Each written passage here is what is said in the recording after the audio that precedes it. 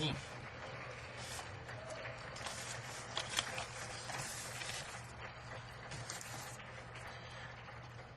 Madam Speaker, the motion that we are debating today deals with the confidence in the government that any government must maintain. We are faced with a government that has multiplied its errors and its assaults on democracy, and that has shown unheard of lack of integrity. We have a government and a prime minister that have written off Quebec, and we have no confidence in this government. Only the fact that they be found guilty of contempt of Parliament, first in Canadian history, is very serious. This is not just a random mistake. The leader of the Conservative Party to hide the truth was something premeditated, and moreover, the Conservative leader is a notorious cynic. He and his party have a lot of history in that regard in their party. They have told us misled us in all kinds of ways. They have not told us the truth, and we've seen that in the case of the Afghan detainees. This has continued. There have been all kinds of untruths, and in terms of the jet fighters, we didn't hear the facts.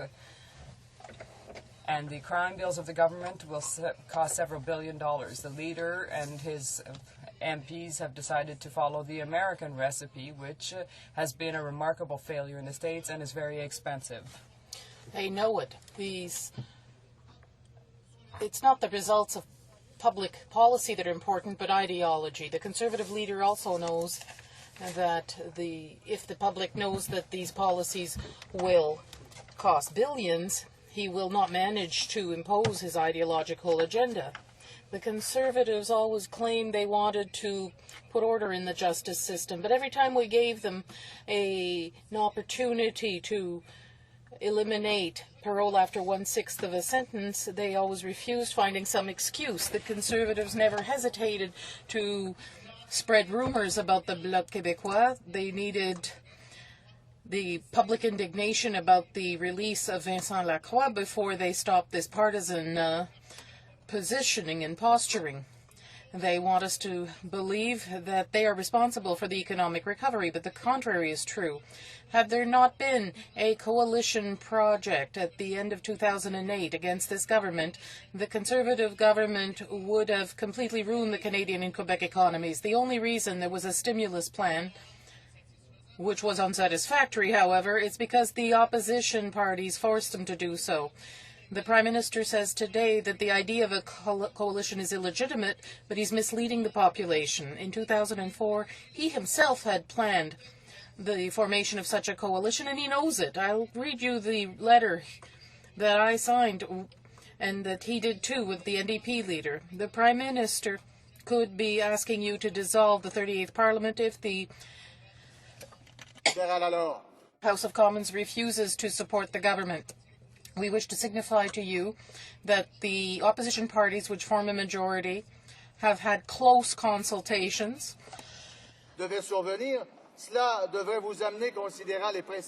If such a request for a consultation were to come to you, you would have to consider all your options after consulting all opposition leader. That option was for the leader of the Conservative Party to become Prime Minister after consulting the Bloc and the NDP on the content of a throne speech.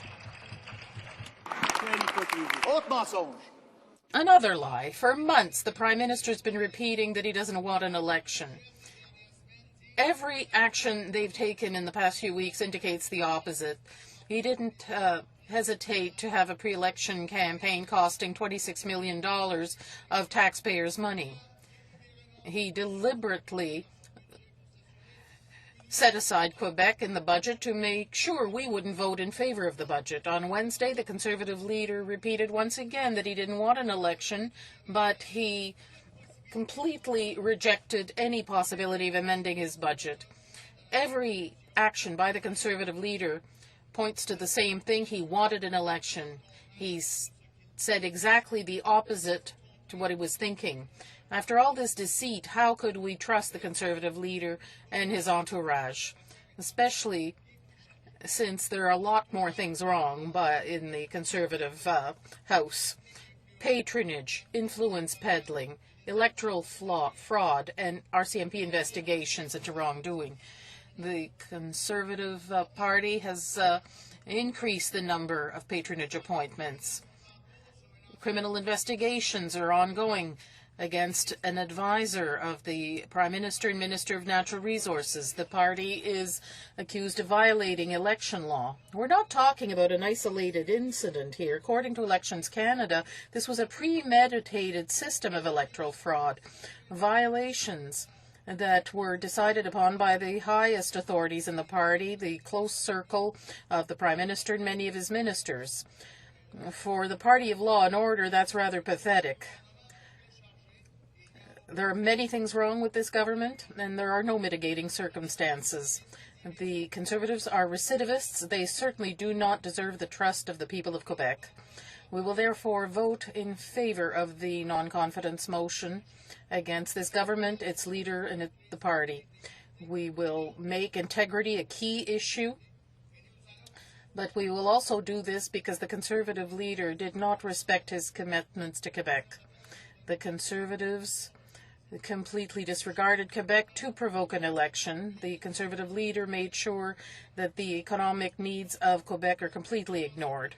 The refusal to compensate Quebec for tax harmonization is a striking example of that.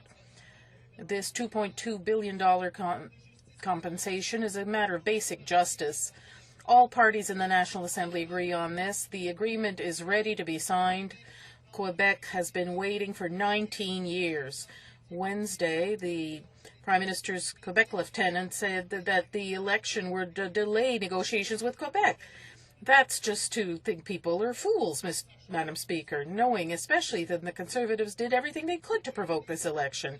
The truth is that the Conservatives knew they'd be losing votes in Canada by being fair to Quebec. The reality is Quebec members are ready to sacrifice the needs of Quebec to obey their masters. When it comes time to talk for Quebec, they just remain silent. There's a deliberate choice to turn their backs on Quebec, to ignore it, and Quebecers will not forget that. Between Quebec City and Ottawa, there are differences that to the tune of $5 billion. The Conservatives completely ignored this. We're talking about an amount of money that's equivalent to $630 per Quebecer, including babies. That's $2,500. That is the amount of money that Quebec families are deprived from in health care, education, for instance. For every Quebecer, there is a tangible loss of $630 per capita. We will remind Quebecers of that. Our demands are the subject of a consensus. It's just justice. Ontario, Alberta, BC, Atlantic provinces, Saskatchewan, Manitoba all had their turn. Now it's Quebec's turn, but the Conservative leader, with the complicity of his Quebec members, decided to turn his back on us. Quebecers will not forget that. From a social standpoint, the Conservatives show that they couldn't care less about the middle class. They ignore the needs for a true reform of EI. The lot of the unemployed is something they don't care about. They deform the facts by stating that with this threshold of 360 hours claimed by the Bloc Québécois, people are getting benefits for 50 weeks. That's not true, and they know it. With this threshold, in Gaspé, it's 32 weeks. In Lac-Saint-Jean, it's less. In Gatineau, it's less. Not 50 weeks. Conservatives are announcing that they will grab money out of the EI fund with both hands to pay down their deficit, as the Liberals did. Let's state things bluntly. This is theft. In Quebec, the forestry industry has been in crisis for over 7 years. Many plants closed, throwing workers on the street. Older workers who lost their jobs need a program. This, too, is something that the Conservatives ignored. When it comes to the GIS, the elderly, who are the poorest in our society, saw a very minor increase, but nobody's fooled by this. The only The reason the Conservatives did this was to make political hay. They didn't even have the heart to put in automatic registration. That means that thousands of seniors will be left by the wayside. We see how they are being so cynical in claiming to help poor seniors. This is a repugnant attitude on the part of the Conservatives. It is plain hypocrisy. Through this budget, the economies of the regions continue to be ignored. The auto sector got a $10 billion gift. Then it was the turn of the forestry industry in Quebec. But no, they got crumbs. Same for the manufacturing sector in Quebec, which cannot count on any kind of genuine federal policy to surmount the high Canadian dollar doped by the oil prices. We have tangible losses in the regions of Quebec. So whatever way you look at this budget, you see that the Conservatives see Quebec as an impasse. We will remember that in Quebec. And other issues come to the forefront too. Yesterday, the government said it struck an agreement with Quebec about the old Harry hydrocarbons on the Madeline Islands, but the Conservative government refuses to ratify the agreement between the Atlantic provinces and Quebec, rejected by Newfoundland. They refuse to have a moratorium on the exploration near Newfoundland as long as Quebec hasn't finished its environmental assessment. Another question: does the Conservative government intend to give Quebec the same conditions as Newfoundland and Labrador, with its side deals that allowed it to get billions of dollars when that agreement was signed? Wednesday, the Minister of National Defence clearly stated that Quebec's interests were secondary to those of Canada, that had to supersede everything. They want to offer loan guarantees for an electric underwater cable that will save millions, hundreds of millions in Newfoundland and Labrador, but that will hurt Hydro-Quebec. The Quebec Conservative MPs just swallow this and stay silent. Quebec cannot trust the Conservatives for our future. That's clear. It's so clear that the Conservative leader's ambition is to get a majority, and the risk is that he will get it in the rest of Canada, and that's a real danger for Quebec. If that happened, the Conservatives will be free to impose their ideological policies, their harmful policies that go against the interests and values of Quebecers. The Conservative ideology is a belligerent foreign policy that is disgraceful to Quebecers. Billions of additional defense spending that's often useless.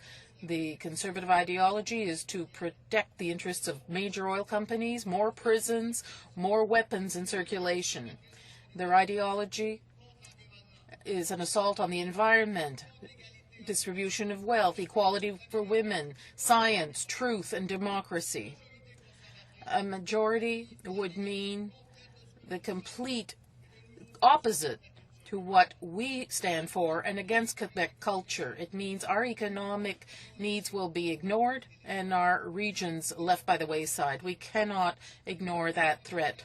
So Quebecers face a very clear choice. On the one hand, the Conservatives, who have a cynical attitude, full of deceit and scheming, their ambition is to get a majority and impose their ideology without any limits, a retrograde ideology. When it comes time to speak for Quebec, they keep quiet. They just play doormat. We saw this on so many issues. The Bloc Québécois is the only party in Quebec capable of barring the Prime Minister's ambition. We will vote to show that the elected officials of the Quebec people do not trust this government. We cannot trust a Conservative party that wanted to mislead the public, that increased anti-democratic action, and that left by the wayside any notion of integrity. They are notorious recidivists. They must be condemned unhesitatingly. They do not merit our trust. Today, the representatives of the population are voting. In a few weeks, it will be the turn of voters themselves. There's only one way to protect our values and democracy, and that way is democracy itself. Thank you, Madam Speaker.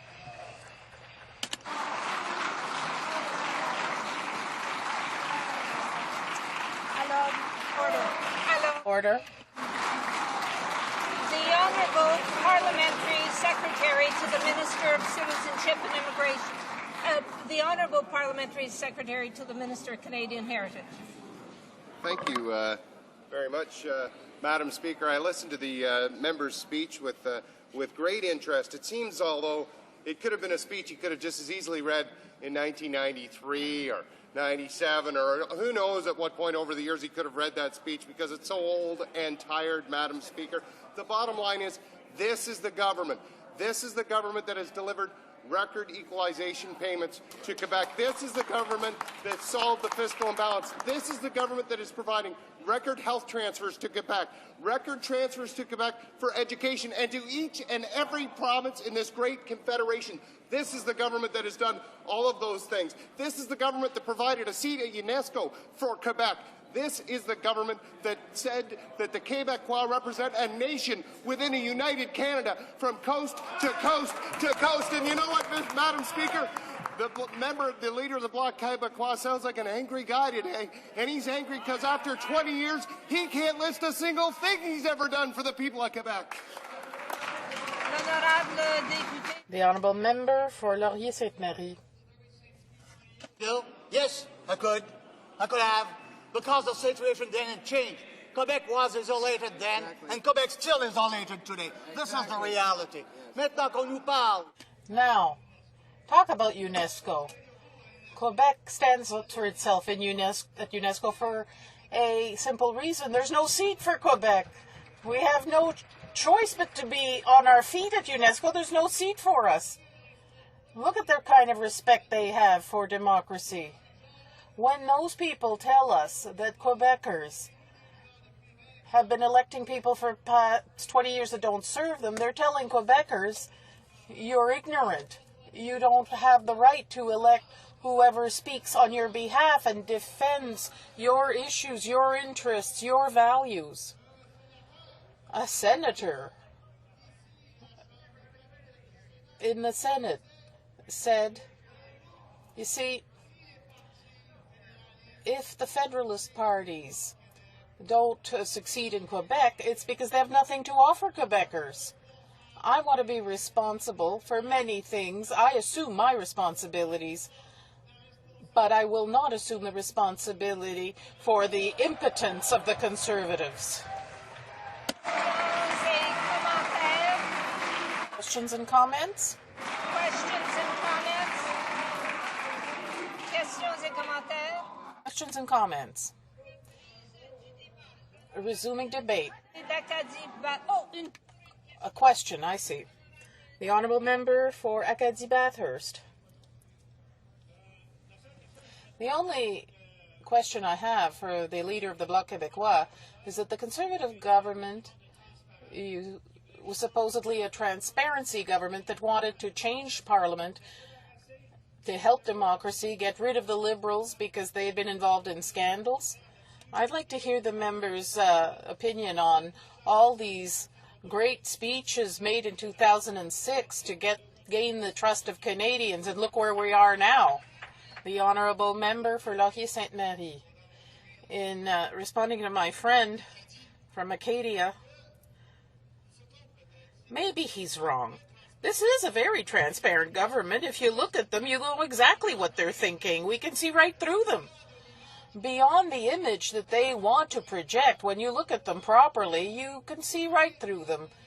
When you have the Minister of Science, who's a creationist and believe that men roam the earth with the dinosaurs, when he thinks the Flintstones is a documentary, well, Mr. Speaker, you know, that's worthy of Dino, but that's a reformer who's probably the inspiration for the Tea Party.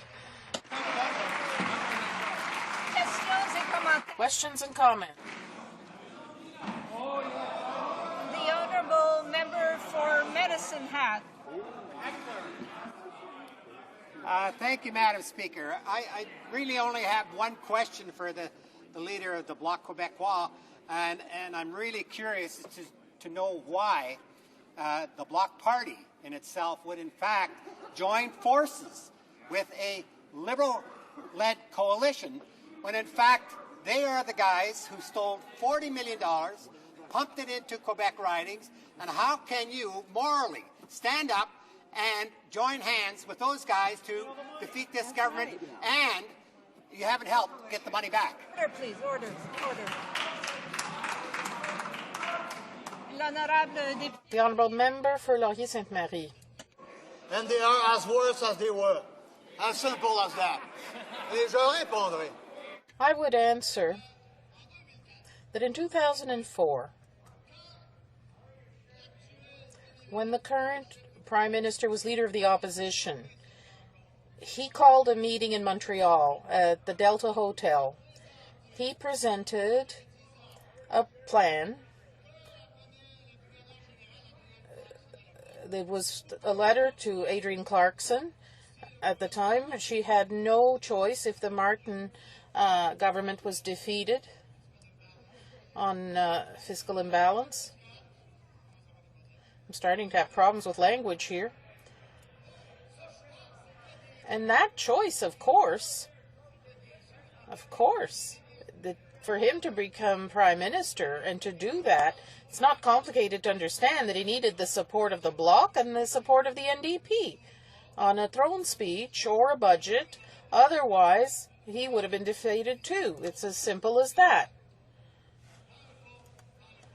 But essentially, we always vote in favor of whatever's in the interests of Quebec because we speak on behalf of Quebecers.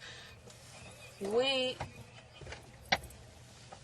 vote for such and such a proposal because it's good for Quebec. We supported the first two budgets. We were asking for $3.9 billion for Quebec. We got $3.3 billion. We were proud of that. We stood up. We didn't stay on our knees. Not like the members from Quebec and the Conservative ranks. We will continue to stand up on our feet and speak for Quebec.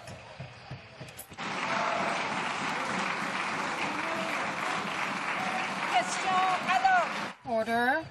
Order. Order. Questions and comments. The Honourable Member for Bourassa, a very brief question. Mr. Speaker, the Bloc has been speaking for 20 years here, and it's true. We have we're hearing something from the dinosaur age on the other side. We know each other for a long time, my colleague and I, since 1990. It's clear that for the Liberal Party, our Quebec members, and I in the front am also defending the interests of Quebec. I salute the legitimacy of the Bloc Québécois. I salute their legitimacy, but it's not about preventing the Conservatives from winning. We don't want them anymore. I invite Quebecers to vote for a real alternative in the government, the Liberal Party of Canada. The Honourable Member for Laurier-Sainte-Marie. Yes, I salute my colleague from Bourassa. He is as legitimate here as I am, and I recognize that. That's democracy. But when I was saying that we are the only ones who speak in Quebec's name, I was speaking, quoting Senator Rivet, who was the chief of staff for Robert Bourassa, and he wrote that. So for once, I'm quoting a Liberal. The member for Bourassa rather should be happy that I am.